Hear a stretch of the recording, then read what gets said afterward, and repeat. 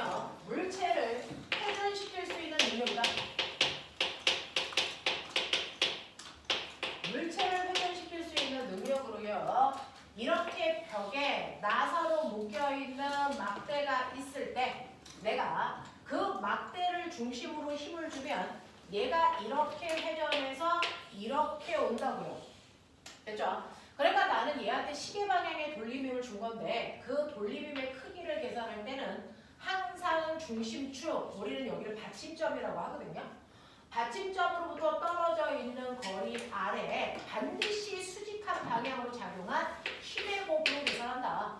그래서 우리는 R과 수직한 방향으로 작용한 힘의 곱이 바로 돌림입니다.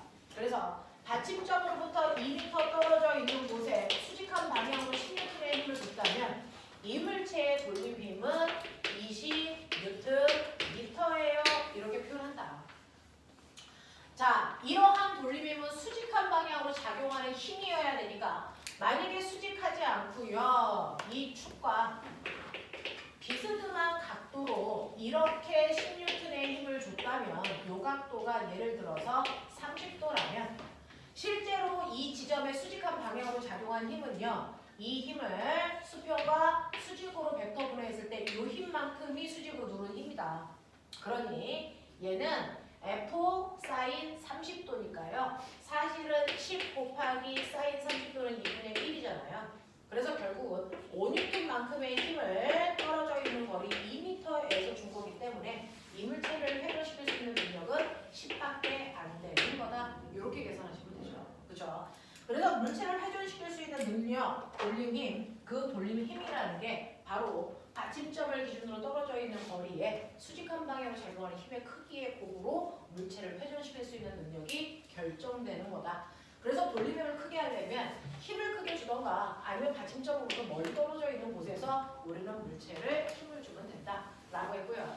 이러한 돌림힘이 양쪽에서 작용할 수 있어요. 여러분들이 보시는 것처럼 이런 식으로 지뢰에 한쪽에는요 1m 떨어져 있는 곳에 여러분들이 보시는 것처럼 200N의 힘으로 누르고요. 반대편은요 50N의 힘으로 눌러서 수평을 이루고 싶어요. 회전 안 하게 하고 싶다고요. 라고 할 때 이 200N의 힘은요 사실은 여기 있는 지뢰를 눌러서 얘를 보시는 것처럼 반시계 방향으로 회전시키려고 하고요.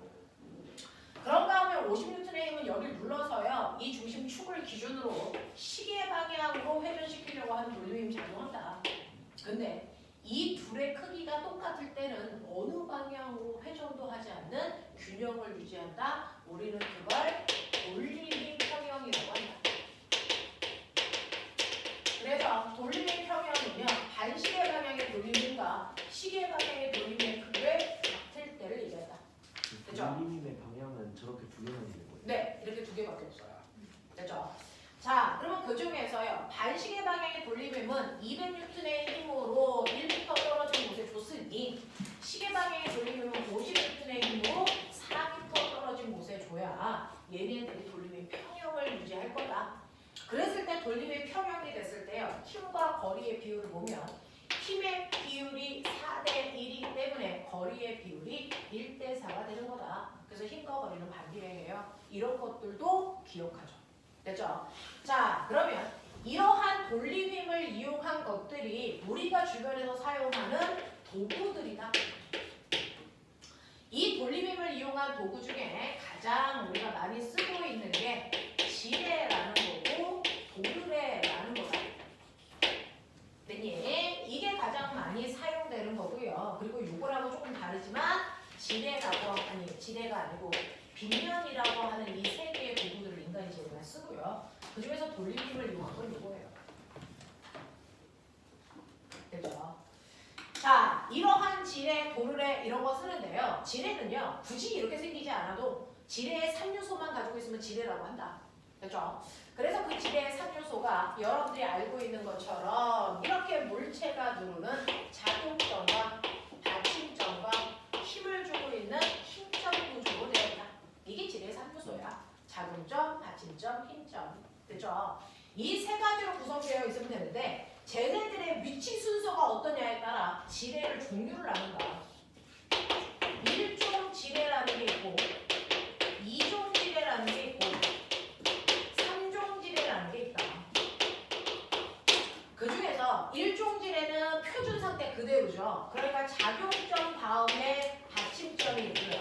받침점 다음에 힘점이 있는 이 구조를 가지고 있는 마치 가위와 같은 구조다. 자, 그런가 하면 이종질에는요. 앞에 있는 이 두 개의 위치가 바뀐 경우다. 이 두 개의 위치가 바뀐 경우다. 그래서 받침점 다음에 작용점이 작용점 다음에 힘점이 있는 구조다. 이게 병따개 같은 게 이런 구조를 띠고 있는데 이때 우리가 착각하면 안 되는 게 거리를 잴 때 항상 받침점을 기준으로 재기 때문에 받침점에서부터 작용점까지의 거리와 받침점으로부터 힘점까지의 거리 비율로 한다. 그러니 작용점까지의 거리가 1이고 힘점까지의 거리가 2이면 실제로 물체에 100N의 힘을 주기 위해서 내가 줘야 되는 힘은 50이다라는 거죠. 그죠? 그래서 거리를 잴 때는 받침점을 기준으로 무조건 거리를 재는 거다. 받침점의 위치가 어디 있든 상관없다. 그래서 네, 이런 구조로 되어 있고요. 그 다음에 3종지뢰 같은 경우는 표준 위치에서 거꾸로 뒤에 있는 것 두 개를 바꾸는 거예요. 그래서 여러분들이 보시는 것처럼 작용점, 힘점, 받침점의 구조인데 이런 구조로 되어 있으면 받침점으로부터 힘점까지 받침점에서 작용점까지의 거리를 재면 오히려 이 거리가 2대 1이에요. 그러면 힘의 비율이 1대 2이기 때문에 물체에 줘야 되는 힘이 100이라면 실제로 내가 줘야 되는 힘은 200N으로요. 힘이 훨씬 더 많이 드는 구조다. 됐죠? 대표적으로 낚싯대가 그렇다.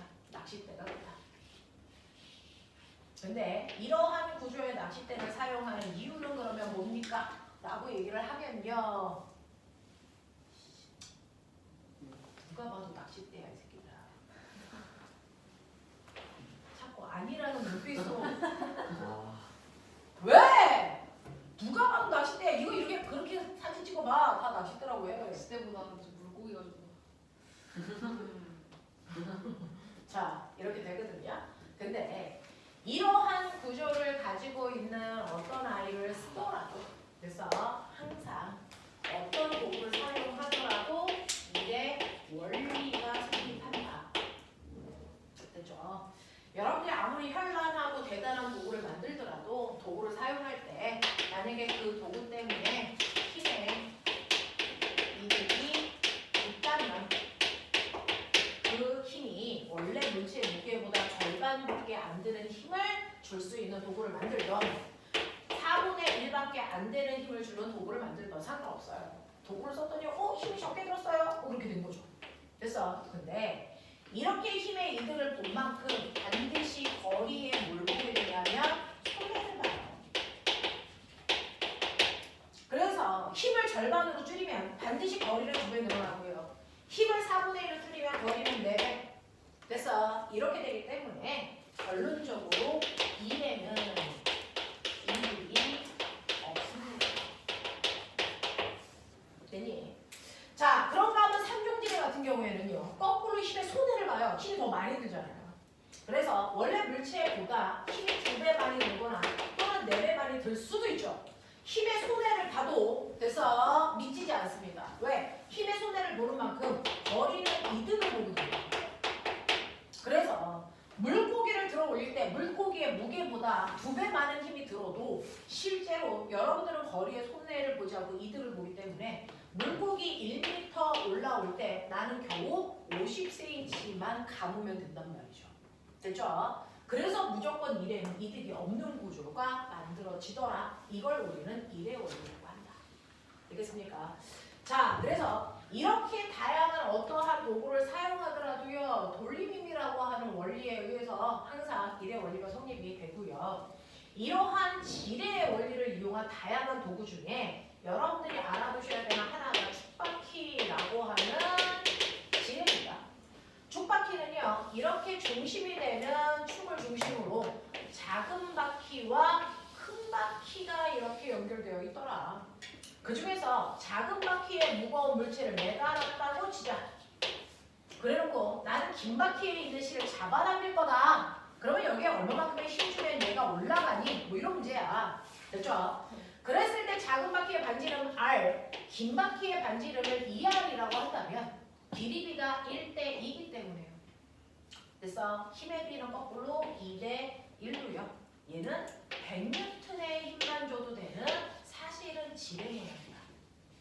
그죠? 비례비가 1대 2인 질이에요. 그러니까 힘의 비는 2대 1로요. 200N짜리 물체를 들어 올리기 위해서 나는 긴 바퀴에 있는 줄 100N의 힘만 주면 돼. 그랬을 때 내가 힘줄이가 올라와요. 얼마 올라오냐면 1m 올라왔다고 치자. 그러기 위해서 나는 이거 몇 미터 내야 됩니까? 라고 하면 힘을 2분의 1로 줄인 도구기 때문에 거리는 몇 배? 2배 늘어나요. 그러니까 나는 얘를 2m 당기셔도 된다고요. 그랬을 때 물체가 올라가면서 한 일을요. 200 곱하기 1이니까 200줄이겠죠. 사람이 힘을 주면서 당기면서 한 일 얼마입니까? 200줄이에요. 그래서 아까 보여드린 대로 힘의 이득을 본 만큼 거리의 손해를 봐서 한 일의 양의 변화가 없다라는 일의 원리 촉박기에 성립합니다. 또 지뢰이면서 지뢰처럼 안 생긴 대표적인 아이가 도르래인 거죠. 도르래도 보시면 여러분들이 알고 있는 것처럼 고정도르래, 움직도르래 이런 애 있잖아요. 자, 이렇게 보시면 벽면에 이렇게 매달려 있어. 반대편에 물체가 있고 반대편에 실 잡아당기는데 얘는 이렇게 뱅글뱅글 돌아도 중심축을 여기 기준으로요. 물체는 올라가지만 도르래는 그 자리에 고정돼서 돌아요. 그래서 얘는 여러분들이 알고 있는 것처럼 뱅글뱅글 돌아서 도르래고요. 높낮이의 변화가 없어요. 도르래는. 그래서 얘는 고정 도르래가 이렇게 있답니다. 근데 이 고정 도르래도요. 사실은 여기가 받침점, 여기가 작은점, 여기가 희점일 텐데 얘는 받침점으로부터 길이가 1대 1이다. 왜요? 네. 그러면 힘의 비율도 몇 대 몇입니까? 1대 1이죠. 그러니까 고정도로래에서 물체를 매달았을 때요. 물체의 무게만큼 힘줘야 돼요. 왜? 길이가 1대 1인 도로래, 지뢰니까. 됐죠? 그러면 이러한 도로래는 힘의 이득 못 받네요. 네. 그러니까 얘가 1m 올라갈 때요. 거리의 손에 보면 돼? 안 돼? 안 돼요. 그러니까 거리 몇 미터 내면 돼요? 1m. 그래서 고정도로에 있는 물체는요. 물체가 올라가면서 한 일도 200줄이고 사람이 당기면서 한 일도 200줄이 쓸데기 없는 도구죠. 힘도 안 변해. 거리도 안 변해. 그럼에도 많이 쓰는 이유는 뭐다? 멋있어 보여. 아니에요. 이 고정도를 쓰는 이유는 엄청난 이유가 있어요. 바로 문제를 어렵게 내려고. 아니요. 힘의 방향 전환입니다. 아. 예, 그냥 힘주면 아래에서 위쪽 방향으로 힘줘야만 끌어올릴 수 있는데 내가 이 실을 내리기 때문에 아래 방향으로 힘주면 되잖아요. 그러니까 고정도래를 사용하는 목적은 힘의 이득을 보거나 거리의 이득을 보기 위한 게 아니고요. 단지 힘의 방향을 전환시키기 위해서 쓰는 거예요. 근데 이 목적이 되게 많아요. 그래서 옛날에는요. 우리 조선시대 때 땅속에 있는 지하수를 풀어서 먹었잖아요. 그러니까 지하수가 있는 데까지 구멍을 뚫어서요. 여기에 이렇게 벽돌을 이렇게 막 붙여놔서 이게 바로 우리 조상들이 먹던 우물 구조예요. 우물. 근데 이 우물이 지하수 있는 데까지 패려고 하다 보니 땅으로부터 한 10m 깊이까지 팝니다. 그럼 여기가 10m예요. 그러면 여기 물이 이렇게 고인 걸 마을 사람들이 먹어야 되는데 그러면 물을 기를 때마다 사람들이 여기 10m 다이빙 할 수가 없잖아요. 그래서 어떻게 합니까? 여기에 이렇게 고정 도르래를 이용해서 두레박을 내려놓는 거예요. 그러면 사람들이 들어갈 필요 없이 두레박으로 물을 들어서 이 실 아래로 내리면 얘가 올라오잖아요. 그래서 쓰는 거라고요. 됐죠? 이런 목적으로 쓰는 거예요. 그래서 고정도래는 힘의 이득을 보려고 쓰는 게 아니다. 힘의 방향 변화를 위해서 쓰는 거다. 근데 그거에 비해서 무슨 도르래가 있냐면 이렇게 생긴 움직도르래라는 아이가 있습니다. 도르래 중에서 움직도르래라는 아이가 있는데 이 움직도르래는요. 여러분들이 이렇게 똑같이 200N짜리 물체를 매달아서 1m 들어올리는 숙제를 할 거란 말이죠. 그러려고 이쪽 편에 실을 잡아 당길 겁니다. 이렇게. 그러면 얘는 뱅글뱅글 돌면서 물체와 함께 도르래도 올라옵니다. 아시겠어요? 그래서 도르래의 높낮이가 움직여요. 그래서 움직 도르래예요. 말 그대로. 높낮이가 바뀌어서. 근데요. 이 움직 도르래를 잡아당길 때 200N의 물체를 잡아당기려면 여기 힘 얼마 주고 되는 줄 아세요? 이거 100N이면 돼요. 움직 도르래는요. 물체의 무게에 비해서 힘을 2분의 1밖에 안 쓰는 힘의 이득을 보는 도구예요. 그럼 왜 그럴까요? 왜 그럴까요? 이 새끼도 지뢰인데요. 얘하고 구조가 전혀 다른 질입니다. 얘 받침점 어디 있을까요? 어디지? 받침점이 어디지? 아이 깜짝 놀랐네. 어디서 수업 시간에 저 졸지? 이거 잡아 당겨. 됐어. 이 새끼 돌지. 돌 때 어딘가에 기대서 돌아요. 그게 바로 받침점이겠죠. 어느 쪽에서 돌까요? 왼쪽 매달리고. 그렇죠. 왼쪽 실 끝에 여기를 기대서 얘가 올라갑니다. 그래서 얘를 끌어올리면 사실은 이 볼을 애가 돌면서 이 실에 기대서 이렇게 올라가요. 그래서 여기가 받침점들이야. 그러면 받침점으로부터 물체가 있는 작용점까지의 거리가 1이라면 내가 힘을 주는 곳까지의 거리는 얼마가 되니? 2. 그래서 얘는요. 받침점, 작용점, 힘점 이종질의 구조야. 얘는 이종질의 구조고요. 얘는 일종질의 구조입니다. 그래서 일종질에는 그 정도로 내가 일종지대의 구조를 띠고 있다면 움직도로에는 이종지대. 지대의 종류가 달라요. 그래서 얘는 반드시 힘의 크기를 2분의 1로 줄일 수 있다. 그러면 힘의 이득을 본 만큼 거리에 뭐 봐야 된다 그랬냐면 손에. 그러니까 얘 1m 올라갈 동안 내가 이거 잡아당겨줘야 되는 거리가 2m인데요. 왜 2m일까요? 얘 이렇게 올라갔어. 이렇게 됐어. 물체 여기서 1m 올라갔어. 그러면 1m 올라가려면 여러분이 보시는 것처럼 이쪽 편의 실도 1m 죽어야 되고요. 이쪽 편의 실도 1m 짧아져야 도로래가 2m 올라가죠. 그러니까 내가 양쪽을 1m씩 줄이기 위해서 당겨야 되는 길이는 2m였던 겁니다. 됐죠?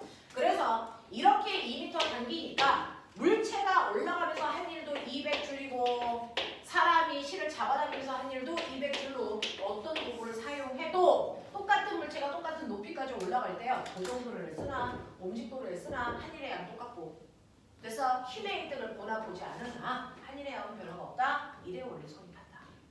알겠습니까? 네. 이해한 척 하지 마. 자, 이해했다 그랬어? 해보자. 영재 문제 보자. 자, 영재하고 과거에서 여기까지 배웠어요? 됐죠? 네. 정약용 아저씨가 만든 거중. 정약용이 누군지는 알죠? 그래도 학원에 분명히 배웠는데 그 정도의 상식은 있는 아이들이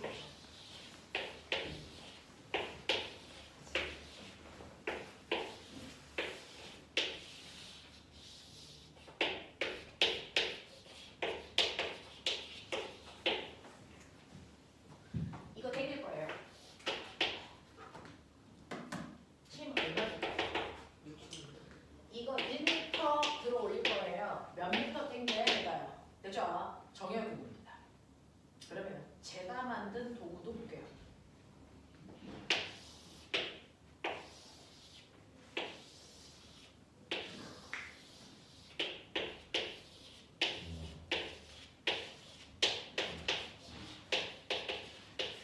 다른 반에서는 이거 안 합니다.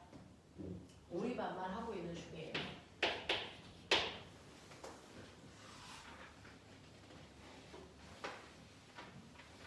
자기야, 움직도로에 몇 개? 3개. 3개. 움직, 움직, 움직. 고정도로에 몇 개? 3개. 자, 이렇게 고정과 움직이 같이 들어있는 걸 복합도로래라고 부릅니다. 됐죠? 네, 거기에 480N짜리 물체를 매달아서 1m 들어 올리기 위해서 잡아당기는 겁니다. 됐죠? 자, 여기 보세요. 움직도로에 몇 개? 3개. 하나, 둘, 셋. 이 새끼 뭐? 고정. 이것도 복합도로래요. 됐죠? 자, 이거 잡아당기기 위해서 이쪽에서 힘 줄 겁니다. F2. 그래서 1m 올라가기 위해서 잡아당길 겁니다. H2. 각각 구하시면 돼요. 되겠어? 빨리 구해. 30초. 네? 아, 좀만 더 주세요. 안 돼.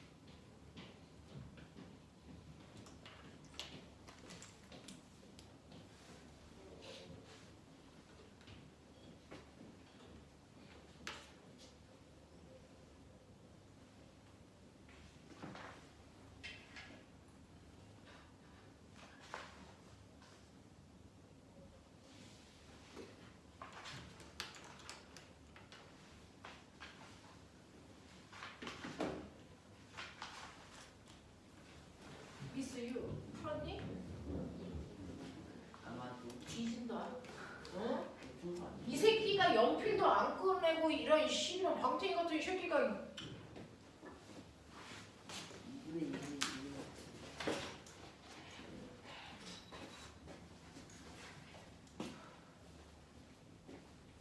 미스 유 이거 다. 네? 60? 미스 유 60 이거 얼마? H가 적은데 이거 잡아당긴 길이 새끼야. 8 8. 자, 이걸로. 이것도 60? 아 60. 나 알아. 그럼 이것도 8. 이건 아니야? 맞죠? 맞아? 확실해? 아니 아 이건 아니야? 자, 다른 생각을 하셔야 합니다. 저 1번에 2 있습니다. 저 뭔가 80 같습니다. 자, 1번에 80 같다는 사람도 있어요. 그럼 80. 얘는 6. 얘는 쟤는 동의합니다. 아 동인이. 자 이제 불러 이거 또 다른 생각도 해. 생각 안 해? 이 어린 놈의 실패들이. 씨. 불러 빨리. 얼마인 것 같아?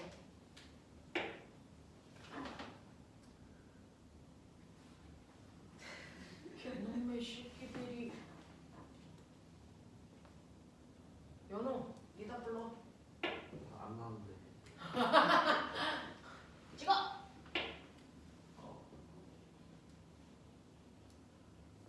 힘 240? 240. 2.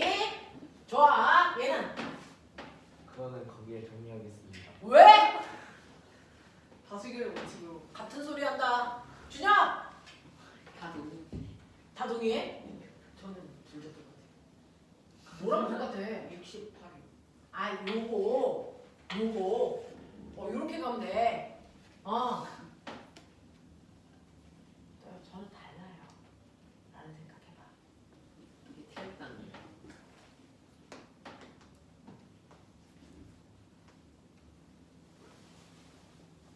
저는 생각이 약간 다른데요, 선생님. 저는 저 새끼들이 마음에 안 들어요. 뭐 이런 거 있잖아요. 선준아, 불러. 뭘 쳐다만 봐. 똑같네. 뭐랑 똑같아? 왼쪽 240, 아, 242, 그제? 요거. 60 이렇게.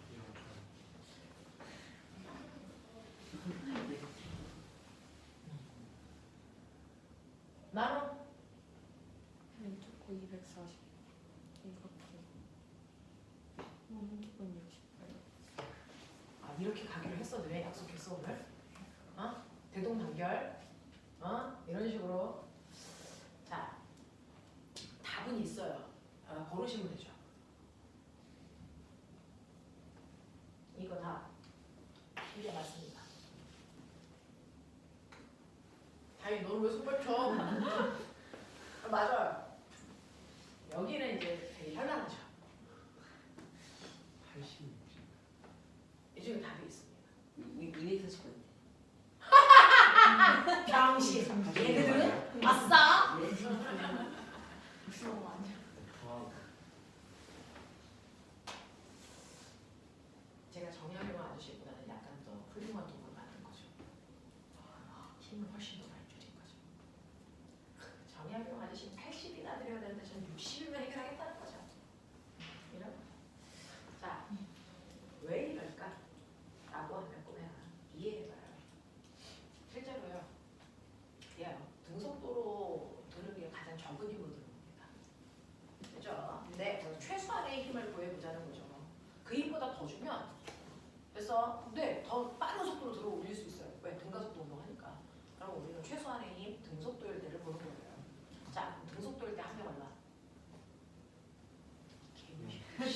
등속도일 때 합력 얼마? 0. 0. 네. 자, 여기를 정확하게 이 막대기 보세요. 됐죠? 아래쪽으로 잡아당기는 건 얼마? 480. 480. 그럼 이 막대기를 위쪽으로 잡아당기는 힘도 480. 480이어야 되죠. 누가 잡아당길까요? 제가요. 뒤져. 누가 잡아당길까요? 10. 여기 연결되어 있는 실들이 막대기를 위로 잡아당기죠. 그죠? 이렇게 연결된 거죠. 도르래를 통해서 이렇게 실들이 잡아당깁니다. 근데 잘 볼래요? 이거 실 몇 가닥?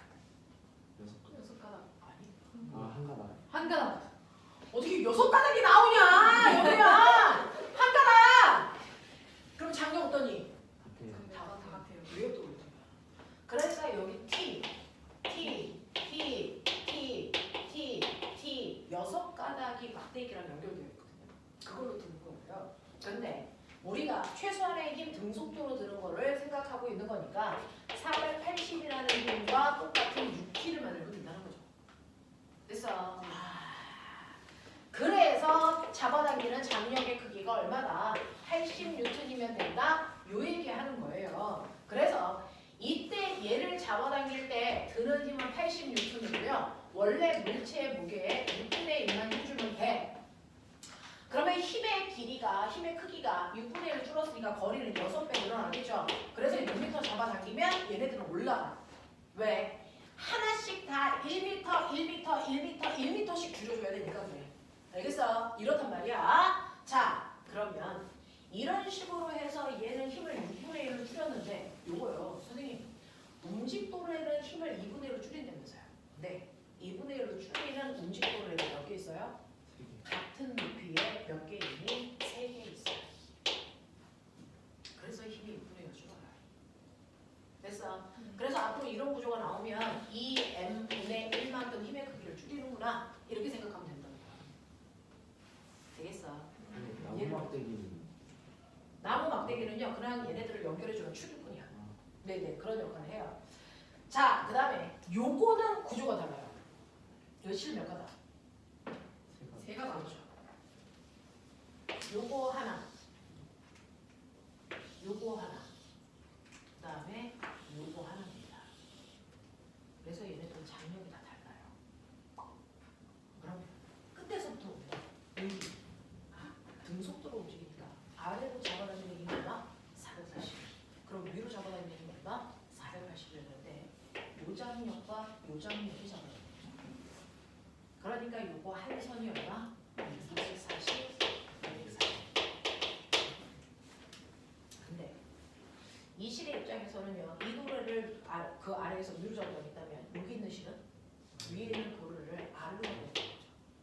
그러니까 이 두 번째 도구는 아래로 잡아다니는 힘이 얼마였다? 240기가. 그럼 등속도로 움직이려면 이 실과 이 실의 장력이 합해서 얼마? 240을 썼습니다. 그럼 요거 하나가 얼마다? 220이다. 그 힘을 얘가 또 받는다. 맞냐? 네. 그러면은 이거를 이 두 개의 장력이 담당하면 되죠. 하나가 얼마니? 60이다. 그 실이 연결돼야 있다. 됐어. 그러니까 움직도로에는요 2분의 1씩 힘의 크기 줄이는 거 맞습니다. 근데 이렇게 연결하면 그래서 움직도로의 높이가 다르게 3개가 붙어있죠. 그래서 8분의 1을 줄이는 거예요. 됐니? 그래서 앞으로는 이런 구조로 나오면 2에 n승분의 1로 준다라고 생각하시면 돼요. 되겠냐? 이런 구조예요. 그렇죠? 이런 구조로 해결하셔야 됩니다. 자, 그래서 이렇게 여러분들 움직도래와 고정도래의 역할 그리고 걔네들의 구조가 달랐을 때 힘의 이득도 다르게 나타난다. 이런 거예요. 이게 도구라고요. 진짜.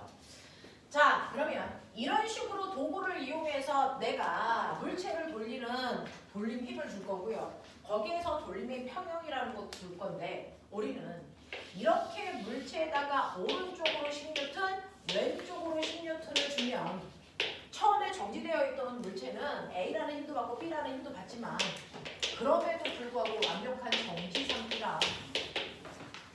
완벽한 정지 상태라는 건 뭘 얘기한다? 얘가 이동하지 않는다는 거다. 또 회전도 하지 않는다는 거다. 그러면 이동은 뭐가 시키니?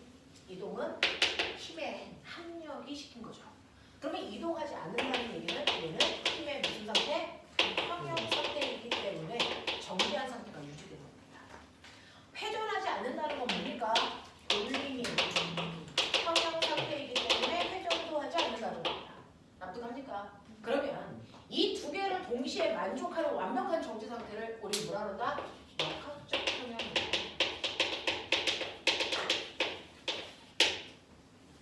되겠어? 그래서 여기에 있는 이 물체는 역학적 평형 상태입니다. 이렇게 얘기하셔야 되는데요. 여러분들이 만약에 힘을 위쪽에서 10N, 아래쪽에서 10N 이렇게 물체는 이동하지 않는 건 맞다. 하지만 회전을 한다. 그러니까 얘는 힘의 평형인 건 맞지만 돌림의 평형은 아니다. 그러니까 역학적 평형이라고 할 수 없다. 이 얘기예요. 맞아요. 자, 이렇게 오른쪽으로 20N의 힘을 주고요. 왼쪽으로 10N의 힘을 같은 높이에서 줘요. 상상. 얘 이동하니 안 하니? 이동하죠. 오른쪽으로 가잖아. 회전하니 안 하니? 안 해. 그러니까 얘는 힘의 평형은 아닌데요. 돌림의 평형은 맞다. 이런 거죠. 그래서 완벽한 정지 상태가 되려면 힘의 평형과 돌림의 평형이 둘 다 성립해야 된다. 이런 얘기. 되겠죠? 네. 그러면서 이렇게 완벽한 평형 상태일 때를 건물 구조를 우리가 안정적이다. 그죠? 완벽한 평형 상태, 역학적 평형 상태일 때가 우리는 가장 안정적 구조다. 이렇게 얘기해요. 그러면 가장 안정적 구조가 되기 위해서는요. 건물들 특히 어때야 되니?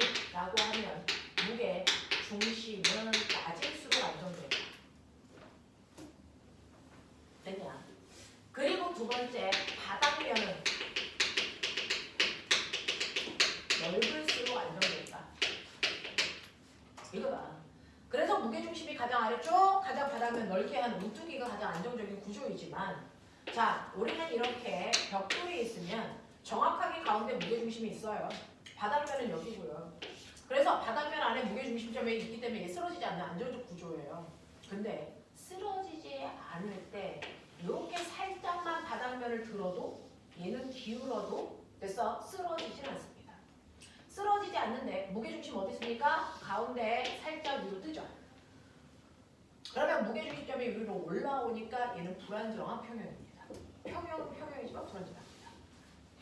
됐죠? 그러면 얘는 언제까지 기울어도 안 쓰러집니까? 그 안 쓰러질 때까지 기울어 보시면 무게중심점이 그 안 쓰러질 때까지는 계속 올라갑니다.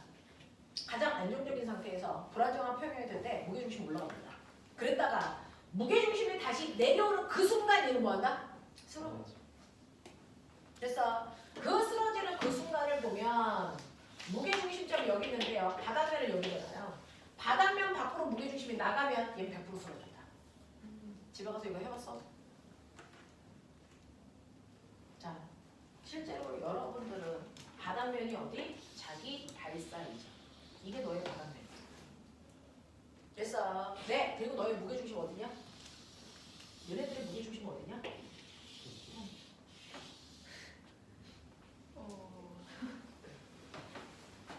어떻게 더 그려? 잘 그린 거잖아. 어디가 무게중심이야? 배꼽. 그래서 여러분들의 바닥면보다 무게중심점이 안쪽에 들어있기 때문에 안 넘어지는 겁니다. 근데 가끔 가다가 배가 이렇게 나오는 아저씨들도 있죠. 되게 뒤뚱뒤뚱 걸으시죠. 됐죠? 그럴 수밖에 없죠.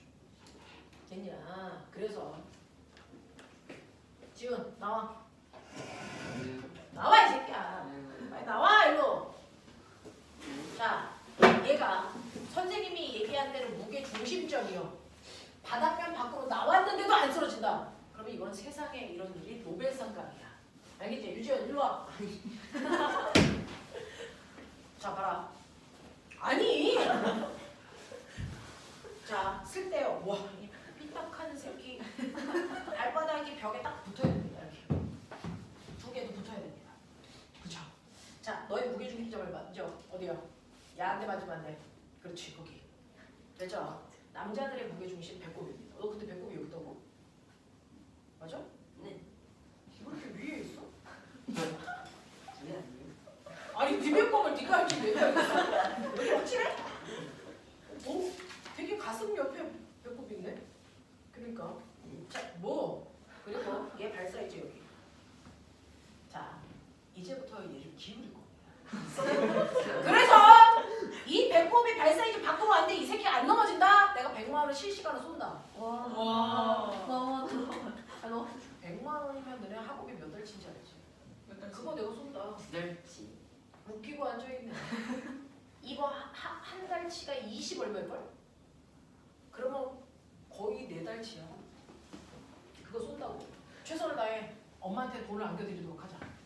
자, 이렇게 배꼽을요. 이렇게 기울이다 보면 발 사이즈 밖으로 배꼽이 나오겠죠. 근데도 안 넘어지면 100만 원 쏜다는 얘기죠. 선생님 저는 기울여도 안 넘어져요. 이렇게 기울이죠. 그죠? 안 넘어지죠. 왜 그러게요? 우리가 이렇게 기울어도 안 넘어지는 이유는 기울일 때 여러분들 엉덩이가 뒤로 빠집니다. 그래서 무게중심이 계속 밟아가는 거예요. 그래서 이 새끼를 벽에다 붙인 이유가 뭐예요? 궁뎅이 뒤로 안 빠지라고. 알겠습니까? 자, 기운다. 자, 이 배꼽 여기가요. 요 발 사이즈 밖으로 나왔는데 얘 안 넘어지면 100만 원 쏜다 그랬어요. 자, 지금부터 기울인다. 안 기울어. 아니 기울이지도 못해? 이렇게 기울여. 자, 배꼽 밖으로 엉덩이. 이 새끼 술 처먹었나 봐. 쓰랬나 이씨. 그냥도 쓰러져. 집에 가서 해봐. 자, 이게요. 이렇게 해서 나왔는데 안 쓰러지잖아요. 제가 100만 원 줬었어요. 여기 있는데 발 사이즈 밖으로 나갔는데 이 새끼가 이러고 있어. 그럼 내가 100만 원 줬다고요. 알겠어? 집에 가서 연습해봐. 내가 다음 주에 이거 조사해서 나오는 사람이 있으면 100만 원 쏜다. 알겠냐? 이게 안 정도야. 이게 안 정도야. 알겠어? 이렇게 하면 된다. 라는 얘기를 합니다. 자, 그러면 돌림이면 이게 다른데요. 이거 가지고요. 이 새끼가 물투로 쫓겨났잖아요. 이거 원래 물원에 있었어요. 물투로 쫓겨났어요. 왜? 어려워서. 그러니까요. 이 새끼가요. 물투로 쫓겨난 이유가 뭘까? 도대체 왜 쫓겨났을까? 그랬다가 이제 너네가 고등학생 되면 이게 다시 물원으로 내려온답니다. 아. 그래서 교과서 개편되면서 여러분들은 물원에서 배웁니다. 기존의 선배들은 몰투에서 배웠는데 이 새끼가 다시 내려온답니다. 그죠? 네, 교과서 개편되면서 그래서 여러분들은 물원에서 만날 내용이야. 선생님이 얘기했죠. 교과서 개편되면서 물투 내용 절반이 물원으로 온다고. 그 중에 나오는 게 돌림힘이 내려옵니다. 자, 그러면 여러분들이 보시는 것처럼 돌림힘이라고 하는 거 그런 것들을 이용해서 우리가 도구를 만들었다고 말씀을 드렸어요. 자, 그 중에서요. 첫 번째, 우리 여기서 문제 선생님이 수업 시간에 몇 개를 같이 풀어줬나요? 하나도 안 했나요? 하나도 안 했어. 하나도 안 했어요. 자, 그럼 돌림 힘 중에서요. 첫 번째 여러분들 기본입니다. 이거 틀리면 조금 문제 있어 라고 하는 1번, 3번 둥글. 자, 얘네들은 기본이야. 1번, 3번은. 그래서 이제 여기다가 머리를 담어 라고 한 게 4번. 그죠? 네. 그리고 7번. 그리고 물원에서 쫓겨난 이유를 딱 여기 실어놨죠. 10번. 이걸 하다가 토해. 토해보죠. 그래서 해보자. 시작. 일단은 1번, 3번 먼저 하고 나서 나머지 할 수 있게끔 할 테니까 1번, 3번 먼저 풀어. 그거 먼저 설명할게요.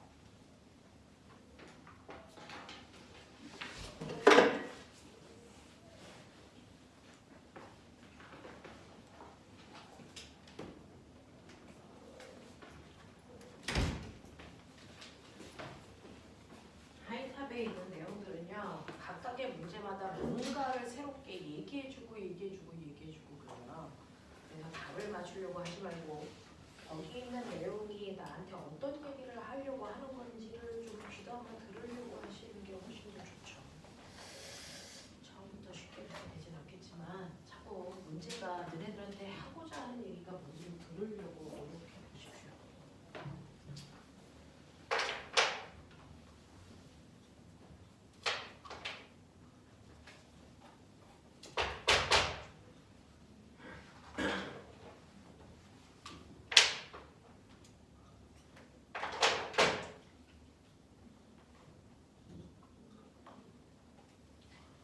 첫 번째 1번 문제가 모든 문제를 풀 때 기본적 사고력을 나타내는 내용이에요.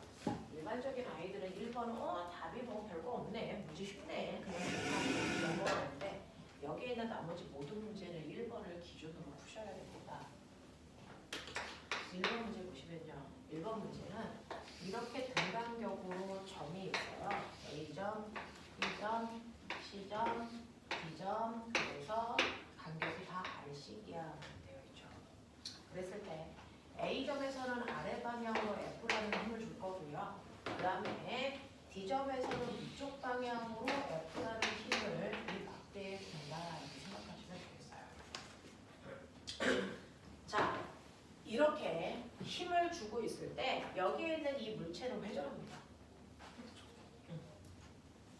이렇게 힘을 주니까 얘는 이렇게 반시계 방향으로 회전시키려는 돌림을 주죠. 얘는요. 이렇게죠. 무슨 방향이야? 반시계 방향이에요. 됐죠? 그래서 결국은 여기에 있는 이 물체는 반시계 방향으로 회전을 할 건데 이때 돌림힘이 얼마냐라는 겁니다. 됐니? 그러면 돌림힘을 구하려면 선생님 받침점이 있어야 돼요. 이거예요. 그 중에서 첫 번째는 A를 받침점으로 생각해봐. B를 받침점으로 생각해봐. C를 받침점으로 생각해봐. D를 받침점으로 생각해봐. 이 얘기예요. 일단은 문제에 제시된 것만 해보면 A를 받침점이 있다라고 가정을 한다면 여기에는 F라는 힘은 어떻게 될까요? 구분하기 편하게 여기는 F1, F2 크기는 같지만 이렇게 볼게요. F1이라는 힘은 돌림힘을 못 만듭니다. 왜요? 받침점으로부터 떨어져 있는 거리가 0이에요. 그러니까 돌림힘 자체가 0됩니다. 그래서 받침점에 작용하는 힘들은 돌림힘을 만들 수 없다라는 걸 인지하는 겁니다. 받침점에 작용하는 모든 힘들은 물체를 회전시킬 수 있는 능력을 못 만든다 이거죠. 그러면 이때 돌림힘은요. 이 F1은 없어지니까 F2만이 돌림힘을 만들거든요. 그럼 받침점으로부터 얼마만큼 떨어져 있냐면 3R만큼 떨어져 있는 곳에 F라는 힘을 줬으니까 이때 반시계 방향의 돌림힘이 3Fr만큼 작용한다 이거예요. 근데 받침점을 A가 아니고 B에 있다라고 봐. B에 있는 거야. A에는 받침점 없어. 이렇게 보라고요. 그러면 A에는 받침점이 없으니까 이때 작용한 F1이라는 힘이 그대로 돌림힘을 작용을 하는데요. 이때 보시면 여기를 받침점으로 하시면 됐죠? 얘는 이렇게 반시계, 얘 이렇게 반시계니까 두 개가 돌림힘 방향이 같거든요. 그러니까 F1이 만든 반시계 방향과 F1이 만든 반시계 방향으로 돌림을 만든 것과 F2가 반시계 방향으로 만든 돌림이 이 둘을 합해야 실제 돌림이 될 거야. 이거죠. 그 중에서요. F1이 만든 건 받침점으로부터 얼마 떨어진 곳이냐면 R만큼 떨어진 곳에 F라는 힘 준 거예요. 그 다음에 자 F2는요. 받침점으로부터 2R만큼 떨어진 곳에 F라는 힘을 줬기 때문에 이 FR입니다. 그러면 어떻게 되는 줄 아세요? 예, 3FR의 돌림힘이 반시계 방향으로 작용해요.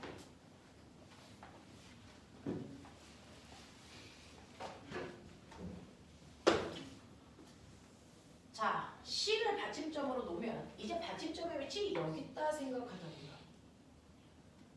그러면 회전 방향은 똑같이 반시계 됩니다. 받침점을 어디에 있다고 해서 갑자기 왜 반시계로 돌던 애가 시계로 돌진 않습니다. 반시계 방향 도는데 돌림의 크기 C로부터 F1까지 떨어져 있는 거리가 2R이거든요. 그래서 얘는 2FR에다가 C로부터 F2까지 떨어져 있는 거리가 R이거든요. 얘가 FR. 그래서 결국은 더해보면 3FR이라는 반시계 방향의 돌림이 만들어져요. 거시적으로 보십시오. 너네 이거 산속에서 못하는 사람 얘기 안 한 줄 있거든요. 뭔가 거시적으로 보라고. D를 받침점으로 놓자. 그러면 아까 말씀드렸습니다. 받침점에 작용하는 힘은 돌림이 6만입니다. 그러면 실제로 돌림힘은 F1만의 돌림힘으로 회전합니다. 그렇죠? 그 F1만의 돌림힘으로 회전했다라고 봐도 되는 건데 그때 떨어져 있는 거리가 받침점으로부터 3R 떨어지고서 F라는 힘을 줬으니까 얘 똑같이 3F라고 하는 반시계 방향의 돌림힘 작용해요. 자, 잠시요. 이렇게 힘을 줬을 때 얘 반시계 방향은 도는데 받침점을 어디다 놓고 보느냐만 다른 거지 얘가 회전하는 건 받침점이 어디여도 회전 방향이 바뀌지 않습니다. 그러면서 받침점을 여기에도 있다라고 봤을 때 얘가 회전할 때 회전시키는 돌림힘의 크기 어떻습니까? 모두 다 3R이죠. 그러면 받침점의 위치는 뭐다? 상관없다. 받침점처럼 보이는 곳에서 받침점이 있어라고 볼 필요 없이 이렇게 회전하고 있을 때 자유롭게 어느 지점을 보든지 같은 값이 나오는 거죠. 그러니까 받침점의 위치는 네가 자유롭게 놓고 봐도 돼. 결과는 같아. 라는 겁니다. 그래서 결과는 같아요. 자, 똑같은 물체가 어떤 상황이 발생할 때요. 받침점을 어디에 놓던지 상관없이 결과가 같은 값이 나오니까 받침점에 연연할 이유가 없네. 이 얘기야. 그래서 저는 지금부터 받침점의 위치를 대단히 내가 편하게 계산하기 편하게 옮겨가면서 계산할 겁니다. 그래야 수능에서 문제 30초 만에 풉니다.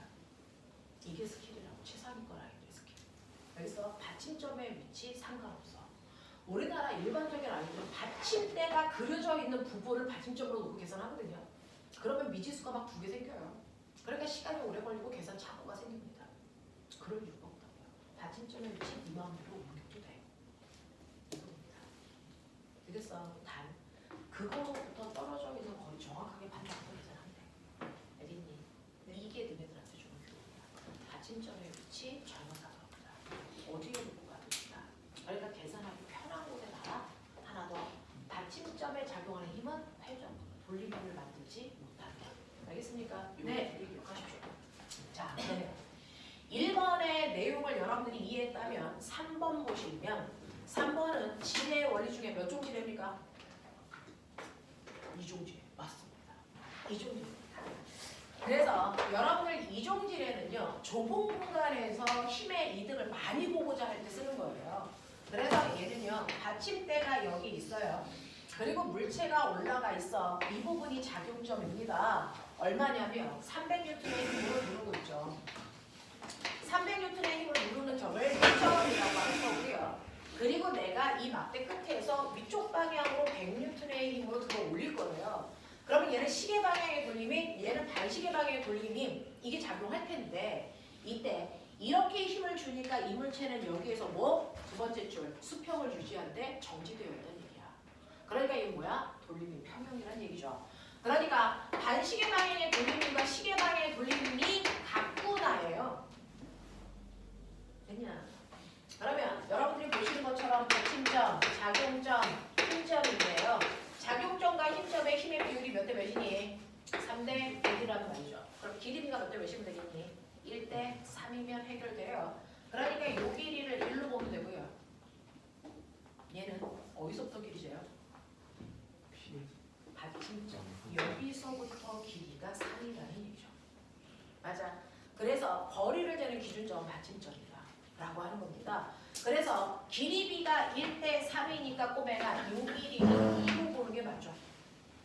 되겠습니까? 그래서 A와 B의 길이 비율이 1대 2라는 걸 기억하시면 자 이렇게 되고요.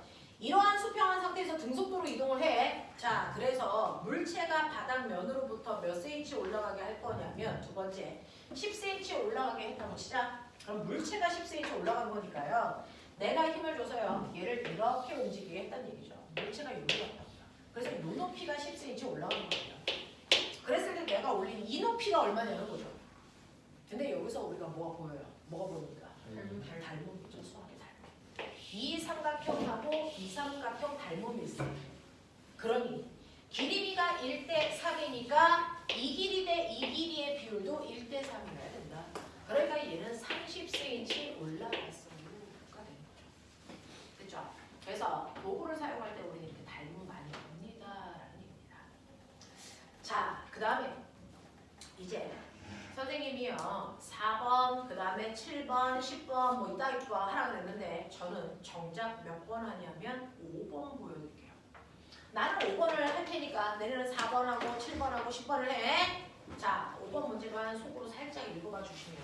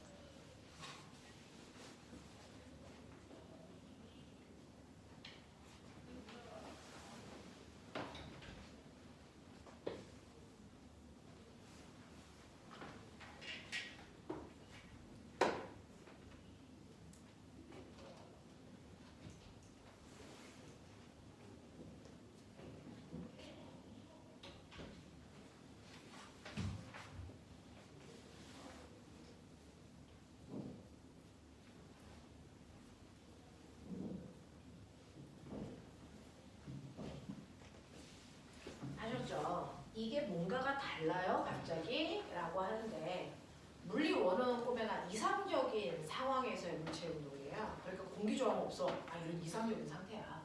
바닷가에 마찰 없어. 이상적인 상태야. 됐죠? 근데 현실에서는 그런 일은 절대 존재하지 않습니다. 그러니까 물리 원에서 배운 것과 현실은 전혀 달라요. 근데 루트는 현실과 접목시키는 거예요. 그래서 현실은 이렇지 않아. 그러니까 현실에 있는 상황을 갖다 넣어주니까 조금은 복잡할 수 있겠죠.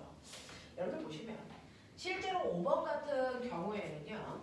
이렇게 금속 막대가 있고 거기다가 원판을 이렇게 꼽은 상태로 그래서 어딘가 얘네들의 균형을 만드는 지점 거기가 뭡니까? 이 전체 A와 B의 합한 무게 중심점을 찾겠다는 거죠. 그 무게 중심점 어디에 있는지를 찾아서 거기를 받쳐주면 얘는 쓰러지지 않아. 무슨 말인지 알겠니? 그 얘기야. 그러니까 무게 중심점이 어디인지를 찾아줘. 거기만 받치면 돼. 그게 건물의 기둥입니다. 그러니까 이거 무너뜨리면 여기 쓰러집니다. 됐죠? 이런 것들입니다. 자, 그러면 이런 식으로 물체가 있는데요. 이 중에서 A라고 하는 막대의 질량을 라지 M이라고 하겠고요. 자, B라고 하는 원구의 그래서 구의 질량은 1.5m이라고 하겠다 이런 얘기예요. 그럼 막대만 보면 막대는 균일한 물체이기 때문에 당연히 무게중심 어디 있어요? 가운데 mg가 작용한다고 보면 되겠죠. 자, 구도 있어요. 이 구의 무게중심 어디 있어요? 정확하게 가운데 1.5mg의 무게가 작용한다고 보면 되겠지. 근데 이걸 합쳐버렸단 말이야. 그러면 얘 무게중심점과 얘 무게중심점이 있을 텐데 실제 이 전체 무게중심은 어디냐는 거죠.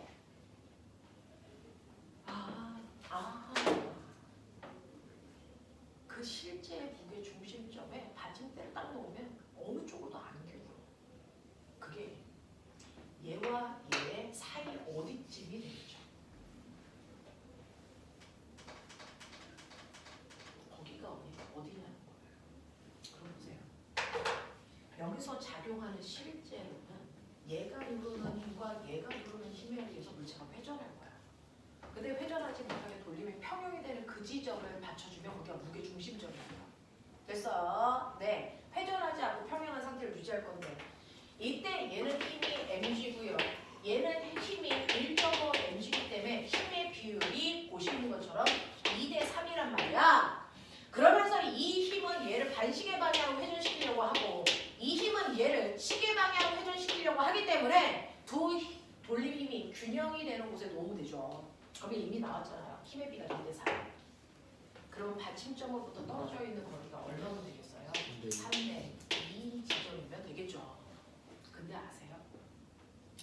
자, 여기에서 이 막대기의 전체 길이가 얼마냐면 이 막대기의 전체 길이가 L이었다고요.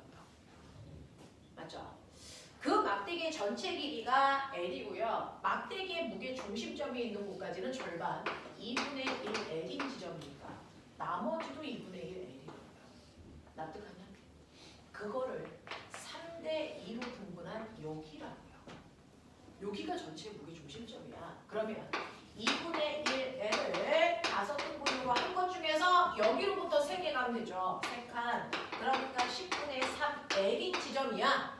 여기서부터 여기까지 10분의 3L. 맞아? 그러면 여기서부터는 보이죠? 2분의 1L에다가 10분의 3L을 더하면 되겠죠. 네, 그러니까 얼마 나옵니까? 10분의 얼마요? 8L인 지점이죠. 되겠니? 여기 원점으로부터 10분의 8L이 되는 여기가 전체 무게 중심이다. 이런 얘기하는 거야.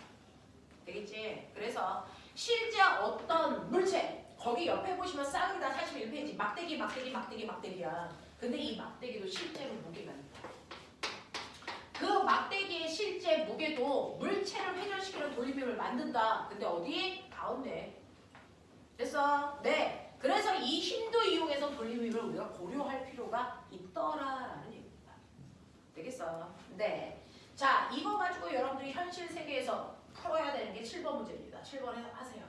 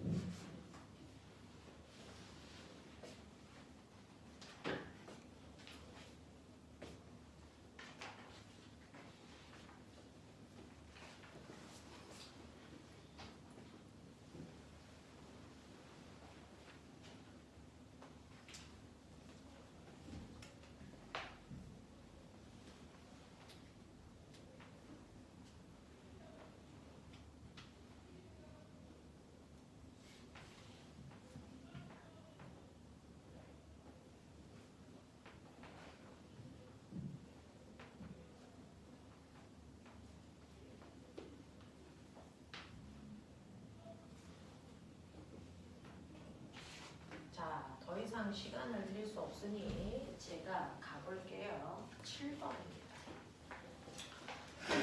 7번을 보시면 그림과 같이 받침대 위에 무게가 100N이고 길이가 L인 막대기가 있어. 자, 보시면 막대기도 무게가 있다라고 줍니다. 현실이겠죠. 됐죠? 그러면 균일한 모양이기 때문에 어디가 더 두껍고 어디가 더 얇고 그러지 않아요. 균일하기 때문에 무게 중심이 정가운데로 볼 수 있다. 균일하지 않으면 가운데로 볼 수 없다. 그죠? 자, 그래서 정확하게 가운데 100N의 힘으로 막대가 누르고 있는 무게가 작용합니다. 그죠? 이렇게 보시는 게 맞고요. 그리고 막대 양쪽 끝단에 물체를 매달아 놔서 여기에 200N짜리 물체 매달아 있어요. 선생님 물체로 안 그릴게요. 그리고 오른쪽 끝에는 500N짜리 물체가 이렇게 잡아당기고 있어요. 이렇게 되는 거죠. 그리고 균형을 이루기 위해서 어딘가에 받침점 하나를 이렇게 맞다고 치자. 이걸 O점, 이걸 P점, 이걸 Q점 이렇게 했죠. 그럼 이렇게 만들어 놓으면 얘는 정확하게 정지입니다. 무슨 말? 이동하지 않아. 무슨 말이야? 힘의 평형이야. 힘의 평형이면 네 눈에 보면 200, 100, 500이 다 아래로 적용하지 않냐? 그러면 아래쪽으로 힘이 얼마 됐냐? 800이야. 근데 어떻게 힘의 평형이야? 그거 내 눈에 보이지 않지만 위쪽 방향으로 800이라는 힘이 작용하고 있는 거야. 그거 어디서 작용한가? 받침대 소호가 이렇게 밀어.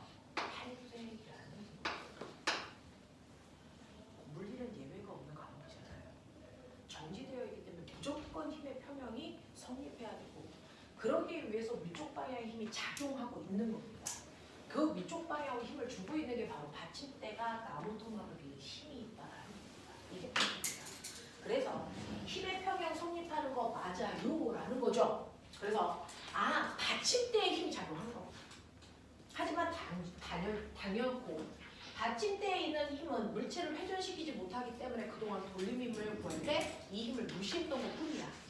알겠어? 네. 하지만 힘은 있죠. 그래서 힘의 평형이 성립하는 거 맞다라는 겁니다.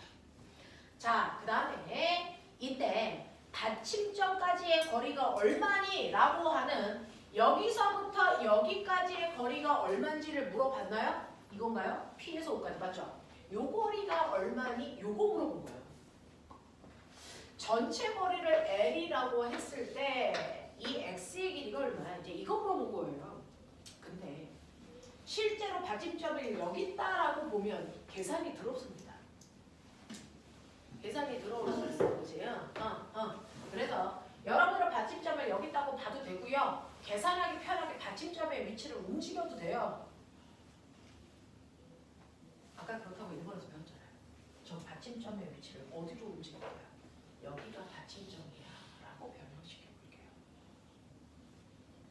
그러면 이 새끼 보이세요? 시계 방향. 이거 보이세요? 무슨 방향? 반시계 방향. 됐죠? 얘 보이세요? 무슨 방향? 시계 방향. 그러니까 이 두 개가 만든 시계 방향의 돌림의 합이 반시계 방향이 만든 돌림힘과 크기가 어떻다? 같다 이 얘기예요. 되겠죠? 자, 편하게 시계 방향 1번, 2번 시계 방향의 돌림힘 1번과 2번을 합한 값이 반시계 방향의 돌림힘의 크기가 같다 이거예요. 그러면 얘는 무게 중심이니까 떨어져 있는 거리를 2분의 1 L이라는 거 우리가 알잖아요. 그죠? 100 곱하기 2분의 1 L 더하기 얘 500 곱하기 L은 반시계예요. 800 곱하기 여기서부터 우리가 구하려는 거리 그래서 X라고요. 요게 조금 더 깔끔하죠. 됐죠? 네. 그래서 공두개 날려주시면 2분의 1L 더하기 5L은 8X야가 돼요. 그쵸? 네. 그러니까 얘 얼마냐면요. 기다려봐. 나도 할 수 있을걸?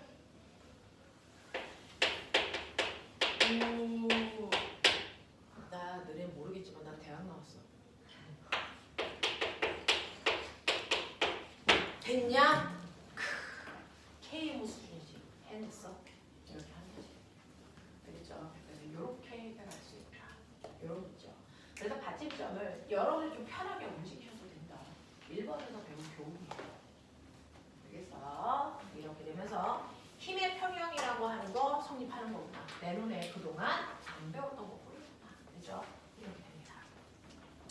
자, 그러면 하나만 딱 풀고 쉬는 시간 드릴게요. 10번. 이것만 하겠다고. 10번 해봐. 얘가 주는 교훈은 뭘까?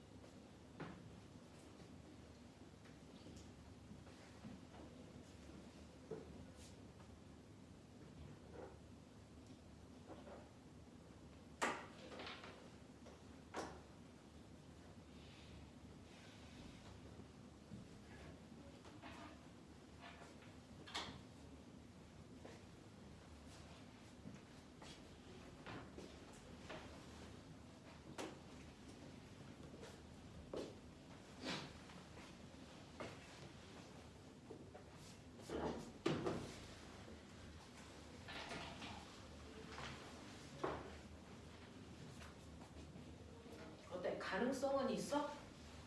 없어? 가능성 없어? 아 있어요. 가능성 있어?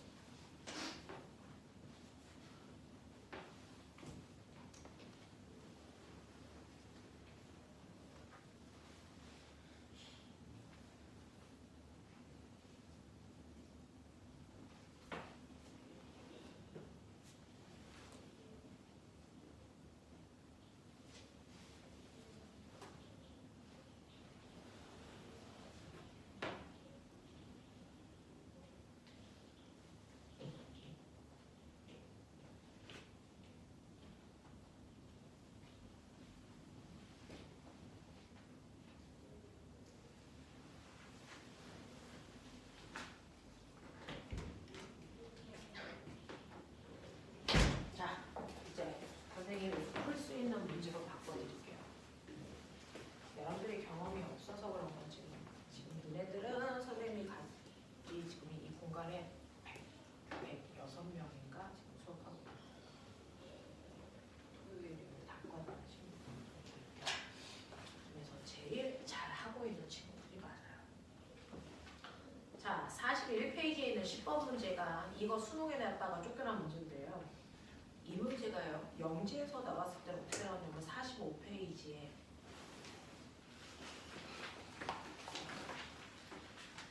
7번 문제고요. 요거 하고요. 그 옆에 있는 44페이지 5번 문제요. 그래서 5번하고 7번 문제가 이 문제가 앞에 있는 10번 문제로 먼저 나옵니다. 그러니까 영지에서 나왔던 5번하고 7번 문제를 응용해서 수능에서 10번 문제를 만들어버려요. 근데 얘가 되게 물 때립니다. 근데 그렇게 되는 이유가 뭐냐면 여러분들이 하나 기억해야 되는 게 있는데 실제로 무게중심이라고 하는 무게중심점은요. 보면은 받침점이 똑같으면 되죠. 그러니까 받침점에 딱 정확하게 무게중심점이 오면 돼. 그치? 근데 나 맨날 받침점이라고 하는데 너네 내 말기 알아들었어? 이 얘기야. 받침점이죠. 받침대가 아니야. 다른 말이잖아. 거긴 받침대가 나와 있어요. 실제로 보시면요. 이거 타워 크레인이 그래가지고 고층 빌딩 지을 때요. 무거운 물체를 이렇게 들어 올리는 거예요. 들어 올릴 때 여기에 이렇게 받침대가 이렇게 있고요. 그래서 여기에 무거운 물체를 이렇게 들어서 높은 건물까지 올린단 말이죠. 근데 이거 들어서 올릴 때요. 이쪽이 무거우니까 쓰러지면 큰일 나거든요. 그래서 사고 나요. 그래서 쓰러지지 않게 반대편에 무거운 무게추를 이렇게 달아요. 무거운 무게추를 이렇게 달면 얘 돌림과 얘 돌림의 균형을 이루어서 그래서 기울어지지 않게 하겠다 이런 뜻이거든요. 그랬을 때 얘는 이 무거움을 드는 것뿐만 아니라 얘가 앞, 뒤로 움직입니다. 그러면 받침점으로부터 거리가 바뀌니까 쓰러지지 않을까? 쓰러지지 않는 공간까지만 움직일 수 있는 거죠. 근데 어떻게 움직여요? 조금이라도 움직이면 기우는 거 아니에요? 기우는 건 정확하게 받침점이 한 점에 정해져 있기 때문에 얘가 여기서부터 조금이라도 더 가면 기울어요. 근데 이렇게 받침대로 만들어 놓으면 얘가 오른쪽으로 가면 받침점이 서서히 여기서 이렇게 오른쪽으로 가면서 계속 이동을 해요. 이동을 해서 이 공간 안에서 이동할 동안은 쓰러질까 안 쓰러질까? 안 쓰러지게 만든 거예요. 그렇죠? 얘가 왼쪽으로 갈 수 있는 곳도 어디까지 가냐면 받침점이 여기서 이 공간으로 이렇게 이동하는 여기까지는 갈 수 있다는 거야. 그래서 받침대로 만드는 거지만 매 순간마다 받침대 중에서 한 점이 받침점으로 이동하고 있는 것뿐이다 라는 얘기예요. 그래서 매 순간은 한 점이 받침점의 역할을 한다. 근데 우리가 받침대로 만드는 이유는 물체를 이동시킬 수 있는 공간, 폭을 만들기 위해서다. 그랬을 때요. 물체가 가장 왼쪽으로 갈 수 있는 여기까지 오려면 그게 어디에 올 때까지가 가능해? 언제까지 갈 수 있어? 받침대에서 가장 받침점의 왼쪽 끝 여기를 우리가 A라고 할게요. 여기를 받침점으로 사용하는 요 순간까지만 왼쪽으로 갈 수 있어. 이걸 건너가는 순간 뭐니? 쓰러져. 그 뜻이에요. 됐죠? 그러면 얘가 최대한 오른쪽으로 온다고 했을 때 어디까지 올 수 있어? 그건 받침점의 오른쪽 끝 여기를 받침점으로 쓰는 여기까지는 올 수 있지만 요걸 넘는 순간 오른쪽으로 기울어. 이 얘기예요. 이해하겠어? 그러면 얘가 움직일 수 있는 이 폭이 얼마입니까? 이 폭 그거 구해달라는 거야. 됐어? 그러면 여기 구하고 여기 구해서 그 사이 이거죠. 그거 해보자고요. 그러면 가장 왼쪽 끝에 오려면 조건이 있어요. 받침점을 A로 쓸 때 균형점 거기까지만 갈 수 있어요. 그쵸? 그래서 받침점을 A라고 하는 지점에 놔보자 이 얘기예요. 그러면 이제 빨리 구하자. 이제부터는 개념 다 했어. 산수야. 이제부터는 산수예요. 됐죠? 이거 타워 크레인이 끝에서 끝까지가 얼마입니까? 17. 이거 얼마? 이거 얼마야? 서로 같은 그림 다른 답은 좀 불가능해. 얼마야? 18L이야. 17라고 풀었어요. 18L이야. 되겠어? 네. 그래서 첫 번째 산수력. 됐죠? 물리의 기본은 산수력이죠. 자, 그래 놓고요. 이 물체가 걸려있는 거리를 우리가 X로 놓자. 뭐 이런 얘기죠. 그래서 우리는 그 지점을 이렇게 놓고 요 X가 9에 뭐 이런 얘기고요. 그 다음에 두 번째요. 이 타워 크레인 막대에 무게가 있는 건데요. 이 막대의 무게가 M이래요. M. 그럼 당연히 이게 18L이니까 요 끝으로부터 9L인 지점에 mg가 작용해 이렇게 나오면 되겠죠. 그죠? 요 힘 하나 있고요. 자, 이 물체가 잡아당기는 힘 4mg가 있고요. 그 다음에 균형추가 누르는 무게 중심점을 잡고 싶어. A로부터 얼마 떨어져 주시냐? A로부터요. 균형추의 무게 중심까지 빨리 보여.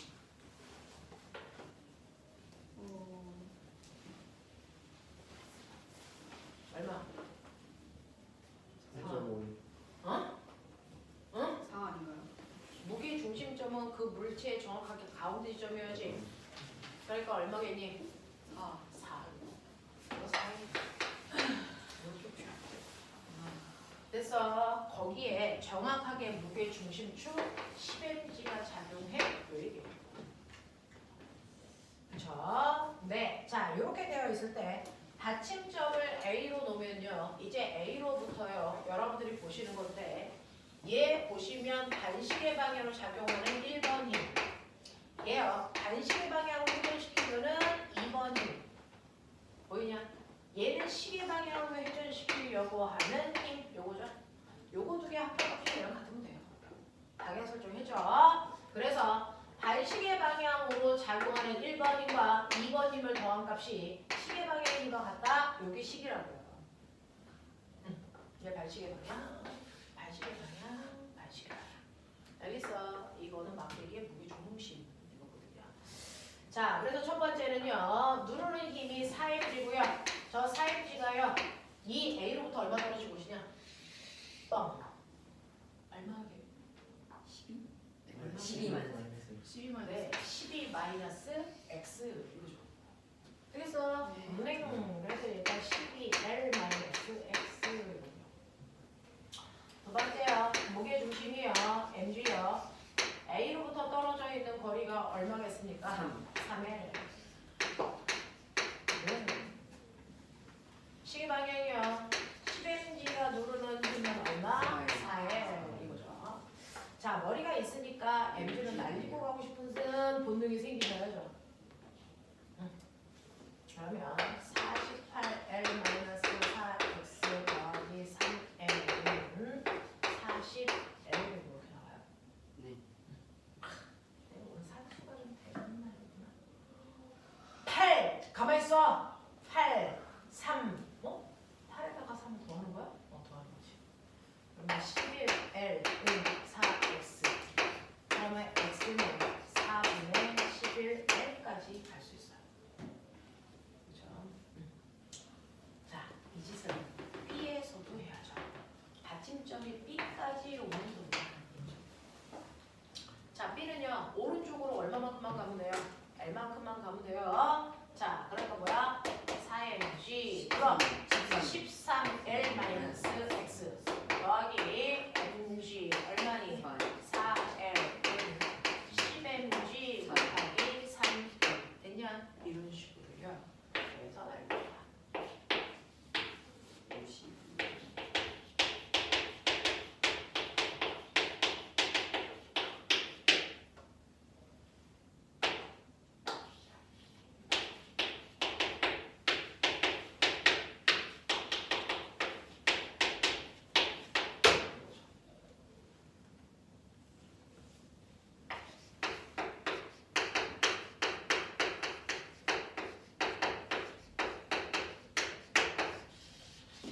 이렇게 나오는 거예요.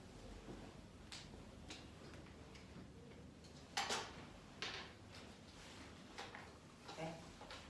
영재 문제 하나만 풀어보시죠. 네. 영재 문제 그거 하나 있잖아. 하고 싶은 거 있잖아. 뭐 44페이지 5번. 이것만 하고 끝낼게요. 44에 5번. 째려보지 마. 아니 분명 이것만 이거는 불고 이것만 하고 끊자. 44에 5번.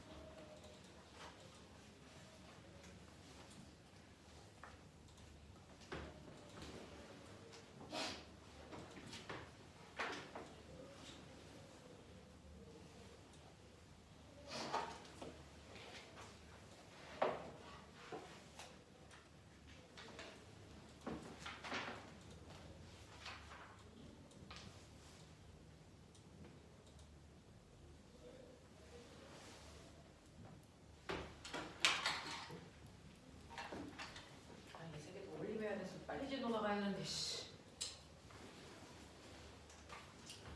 그래 머리 써야 돼. 그 문제는 배운 거 다 배운 건데 머리 쓰는 문제야.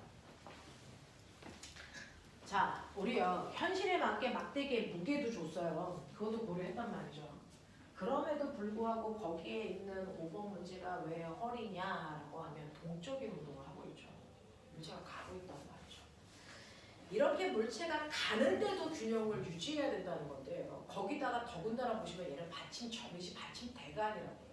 그러니까 무게중심점이 이동해 갈 수도 없어. 그러니까 그 균형인 점에서 조금이라도 움직이면 균형이 깨져야 된단 말이야.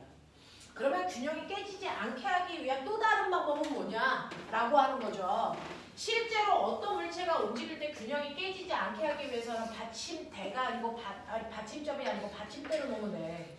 그래야 받침점이 움직여가면서 균형이 안 깨질 거 아니야? 그러니까 옆에 있는 피에로 아저씨 7번은요. 받침대로 놓은 거야. 그러니까 피에로 아저씨 혼자 움직여도 균형 안 깨져. 점들이 이동하니까. 근데 거기에서 5번 문제 보면 받침대가 아니고 받침점이야. 그렇기 때문에 점들이 옮겨갈 수가 없다는 얘기죠. 근데 문제는 뭐냐면 여기에 있는 미니카가 간다고요. 미니카가 가는데 균형이 안 깨지려면 여기에 있는 이 부분에 물체의 무게가 뭐여야 되니? 바뀌어야 된다는 얘기야. 자, 맨 처음에요. 이 물체가 움직이는 이 상황에서 맨 처음에 시작점을 보시면 처음은 이렇습니다. 이 물체에 0.2kg의 물이 차 있으니까 2N의 힘으로 그냥 누른다야. 그냥 2N의 힘으로 누른다야. 그리고 받침점으로부터 2m 떨어진 곳에 있다야. 그리고 얘는 받침점으로부터 X만큼 떨어진 곳에 무게가 얼마인 미니카가 누르는 거냐면 0.8kg니까 8N의 힘으로 누르고 있어. 이게 처음이야. 그러면 우리는 누구라도 이제 상식적으로 알아요. 힘의 비율이 몇 대 몇이냐면 1대 4겠죠. 그러니까 거리의 비율이 4대 1이면 되니까 이거 2m니까 이 새끼 0.5m야. 납득? 이건 암산의 영역이죠. 그래서 맨 처음에 얘는 0.5m 떨어진 곳에서 출발했겠구나. 이거야. 그리고 나서 거기 왼쪽에 보니까 힌트를 주죠. 이 물방울은 떨어지다 1초에 0.4km 떨어지는 빠르게야. 이거거든요. 그러면 처음은 맞으니까 1초를 보란 얘기죠. 1초를 보란 얘기예요. 그죠? 1초 후를 보면 여기에 물이 0.4km 더 떨어져 이쪽에서 누르는 힘의 크기가 6N이 되는 순간이라는 얘기예요. 납득하니? 6N이 되겠죠. 그러면 6N이 됐을 때 균형을 유지하려면 얘는 앞으로 가줘야 된다는 얘기예요. 그래야 균형을 유지한대요. 그랬을 때 보세요. 자, 질량 비율은, 무게 비율은 6대 8입니다. 그러니까 얼마입니까? 3대 4의 무게 비율을 갖게 된다는 거야. 그치? 그렇다면 거리 비율은 얼마여야 되니? 4대 3인 곳이면 된다. 근데 여기가 2m니까 여기 얼마? 1.5m인 곳에 이 아이가 가 있어야 돼. 이거잖아요. 지금은 0.5m지만 1초 지나면 얘가 받침점으로부터 1.5m인 지점까지 가 있어야 돼. 등속도로. 알겠어? 그러면 결국은 뭡니까? 1초 동안에 얘가 1m 갔겠구나. 이죠. 이해됩니까? 영재 문제는 이렇게요. 계산이 복잡한 문제가 아니고요. 핵심을 잘 뚫고 들어가야 돼요. 핵심을 잘 뚫고 들어가야 됩니다. 그래서 처음과 1초 후 동적일 때 매 순간을 볼 수는 없으니까 어떤 특정한 순간을 비교해 보시는 거예요. 순간을 비교해 보시는데 처음 상황하고 1초 후의 상황을 비교해 보시면 그때 무게 변화에 따라서 물체의 거리 비율이 달라져야 되거든요. 그걸 통해서 여기에 있는 미니카가 얼마나 빠른 속도로 앞으로 가고 있어야 되는지를 예측할 수 있다. 알겠습니까? 그 문제였어요. 괜찮죠? 이게